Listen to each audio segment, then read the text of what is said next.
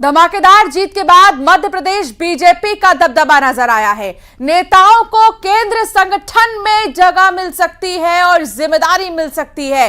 VD Sharma, Narottam Mishra का नाम इसमें शामिल है। चर्चा में अरविंद भदौरिया भी हैं, जयभान सिंह पवैया का नाम भी है। लोकसभा चुनाव में मध्य प्रदेश बीजेपी ने 29 की 29 सीटें जीती और सीधे क्लीन स्वीप यहां पर बीजेपी का देखने को मिला। केंद्र नेतृत्व ने राज्य के 5 नेताओं को मंत्री बनाया है। इसके अलावा अब मध्य प्रदेश के नेताओं का दबदबा संगठन में भी नजर आएगा। मंत्रिमंडल में तो दिखा ही, लेकिन संगठन में भी अहम जिम्मेदारी मिल सकती है। इसमें सबसे पहला नाम वीडी शर्मा का, जो कि प्रदेश अध्यक्ष है भारतीय जनता पार्टी के, और खजुराहो से उन्होंने जीत हासिल की, बम्पर जीत हासिल की। दूसरा नाम भी जो सामने आ रहा है वो नरोत्तम मिश्रा को लेकर आ रहा है, जिन्होंने अभियान चलाया, भारतीय जनता पार्टी में ज्वाइनिंग अभियान चलाया।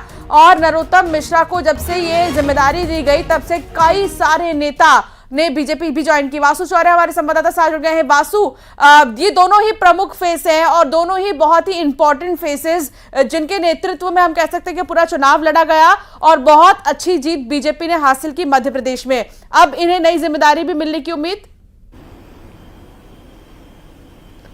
बिल्कुल, देखिए, मध्य प्रदेश में 29 में से 29 सीटें बीजेपी जीतने में कामयाब रही और केंद्र में जो भाजपा की सरकार बनी है उसमें मध्य प्रदेश की बहुत महत्वपूर्ण भूमिका है। यही वजह है कि सत्ता में मध्य प्रदेश से 5 नेताओं को शामिल किया गया सरकार में और महत्वपूर्ण विभाग भी मध्य प्रदेश के हिस्से में आए हैं। और अब जब मध्य प्रदेश के नेताओं को केंद्र में जिम्मेदारी की मिलने की बात सामने आ रही है तो वहां पर भी जो पद मिलेंगे वो बेहद महत्वपूर्ण होंगे, क्योंकि जुलाई से बीजेपी का सदस्यता अभियान शुरू होने वाला है और उसके बाद सिलसिलेवार रूप से संगठनात्मक चुनाव होंगे। प्रदेश की कार्यकारिणी बनेंगी, जिले ब्लॉक स्तर की कार्यकारिणियां बनेंगी और राष्ट्रीय स्तर पर भी अध्यक्ष का चुनाव होगा और फिर नए सिरे से एक बार फिर नई बीजेपी जो है वो नजर आएगी। तो जो नया संगठन बनेगा देश में, प्रदेश में, उसमें भाजपा के जो मध्य प्रदेश के नेता हैं उनका कहीं ना कहीं दबदबा जो है वो निश्चित तौर पर देखने को मिलेगा, क्योंकि हिंदी पट्टी की राज्यों की अगर बात करें तो सबसे बेहतरीन प्रदर्शन जो है वो पार्टी ने मध्य प्रदेश में करके दिखाया है और पार्टी चाहेगी कि यहाँ पर ये प्रदर्शन आने वाले दिनों में, आने वाले चुनावों में भी इसी तरह बना रहे। और इसके लिए ये जरूरी हो जाता है कि यहाँ के जो लीडरशिप है, यहाँ के जो नेता हैं,